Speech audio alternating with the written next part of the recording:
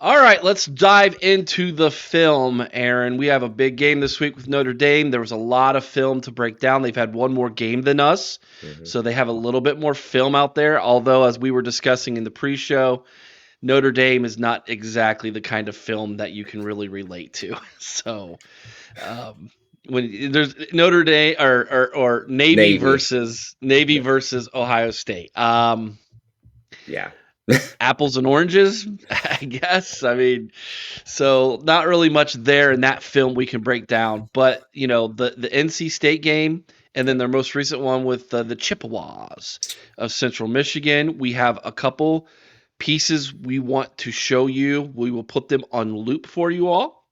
So while Aaron is describing this play and talking us through it, you're just going to watch it over and over and over again. Aaron, set up this first one for us. All right. So in the first clip, first of all, I want to preface it by saying Notre Dame runs the typical spread offense, zone blocking schemes. Occasionally, they'll hit you with the split zone block. But in this particular clip, I wanted to show just how, like, I don't know how good Sam Hartman is at scrambling and extending the play, and the intelligence of the wide receivers of Notre Dame. They're pretty darn good, Eric. Like they're legit. Okay, I'm not saying they're MHJ or Emeka, but they'll get the job done. And what this shows is they don't give up on plays. Okay, so it's going to be integral that our secondary doesn't either. And I recognize that our secondary has kind of been the strong suit of our defense so far this season, but this game is going to be extra important. Okay, because Notre Dame will take shots downfield. They are not afraid to do it, and they'll do it early. But by the same token, if a play gets busted like this one, uh, the quarterback will run. He'll open up the play, extend the play. Wide receivers will get open. They will find themselves behind the defense, just like you're seeing in this clip. Yeah, three-man rush. I noticed that. Um, Yeah, all day to throw. I noticed that, but I will give this. That was a really nice throw on the run. yeah, it was an excellent. The guy's talented. I know that. I look. You sent the clip the other night of their podcast talking trash. They completely took what I said out of context. But hey, Oh kudos yeah, to them, right? right. That was just simply me not remembering the guy's name, but hey, you do what you got to do. But yeah, the kid is talented. He can sling the rock a little bit. I don't know if we should use the word kid. He's 24 years old. You're right. He's been playing college football for at least 10 years, he's at least. he's as I heard someone say on the radio today, he is an NFL quarterback. He's an NFL quarterback playing college football. Now, not saying that he's a starting NFL quarterback, but he is Right. an NFL quarterback playing college football. And when you put on the film, like we see right here, it's evident. Maturity, experience, been in a lot of big games, played a lot of football. Okay, the difference between him and McCord, you're looking at it right here. It's called experience, Yes. reps. This is where McCord's going to be by probably, I'm saying, the end of this year.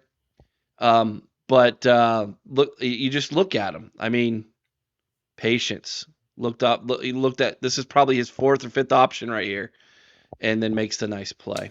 Well, the fact is, a three-man rush like this should not have happened. You get when you got 8 guys dropped in coverage like this right here, this should never ever happen. Interesting though, that lineman almost looks like he was downfield. By the end of that play, look at the top of the screen. By the end of that play, that lineman starts to run a little bit, and he's way over the line of scrimmage. He And was. look, see, he's almost 4 or 5 yards there. How far do you have to be the downfield to be an ineligible receiver like that? So it's 1 yard before the play or before the pass is thrown. So he was actually He was about 3 yards downfield at the time the ball was thrown. So that should have came one, back. two, yeah, at least 2.5. Yeah. Yeah. Okay. All right, let's talk about this next one, Aaron. Let's break down this next film. This one is going to be um, uh, the sack here. So Same game, NC State, and Hartman this time doesn't avoid a pass rush and gets hit pretty hard. And obviously, this is one where we as Ohio State fans, we want to see a lot of this play right here. Yeah, and I selected this clip because I wanted to show that Notre Dame is not invincible. Okay, this is North Carolina State we're talking about. All right, I think we're a little bit better than that. No disrespect to the Wolfpack, but I just feel it in my bones. We're just a little bit better. All right, talent wise and coaching. So for them to get home on Notre Dame the way they did, now don't get me wrong, I think they rushed like six on this play, Yeah, and there was a six. delayed blitz from way back with the free safety position. Yeah, six will beat five every day of the week. I'm gonna let you know that. So, it's this is kind of a high dividend or low yield type situation where, Jim Knowles has played or called plays very aggressively this season. So this is a situation where if we don't get home, Notre Dame's going to make us pay for that. Mm-hmm. And I just feel like if North Carolina State can get there, there's really no reason we can't. But that's why you play the games, not on And paper. and despite the blitz, it was a one-on-one where the defensive tackle beat the guard one-on-one. And he's the one who gets to the quarterback to Yep. cause that strip sack. So this is just winning. Even though it's a blitz, you have to win one-on-one battles. I said it when we were recording Monday night with John Kennedy. I think this game is going to be won or lost in the trenches with which defensive line can beat the other offensive line. And that's been a something that we haven't done great, Aaron, to be quite honest. That's a fact. And it's not so much, our defensive tackles. So this clip kind of makes us look like we might have a shot there up the middle. Because I mean, Tyler Williams and everybody that's in the middle there at defensive tackle, if they can beat those guards in a one-on-one situation, we got a chance at causing some havoc. Now, the key here is, like I said in the first play, where the wide receivers scramble really well. Hartman can keep the play alive. Our secondary can't give up on the play, neither can the linebackers. Now, last week, Steele Chambers got himself a pick. And I think this is another opportunity where if we can flush Hartman out of the pocket and force him to make a throw downfield like that, this is another opportunity for Steele Chambers to get himself an interception. Okay. I do like Michael Hall Jr., Yeah. Tyleek Williams. Yep. I do like that matchup for us. That could be really key. It's going to be key because our ends just haven't gotten it done so far. Now, don't get me wrong. I really hope that they do in this game. If there's ever a game for them to come alive for the rest of the season, it's this one. So Absolutely. if we can get them awake and alert for this game, it's going to be a good one for us. Absolutely. All right, let's go on to the third and final one here, Aaron. Okay. This one is actually in the most recent game against Central Michigan, where their defense gives up a touchdown run down near the goal line. This is something that's going to be crucial again in this upcoming game for Ohio State. When we get inside the red zone, we have to get 7, not 3.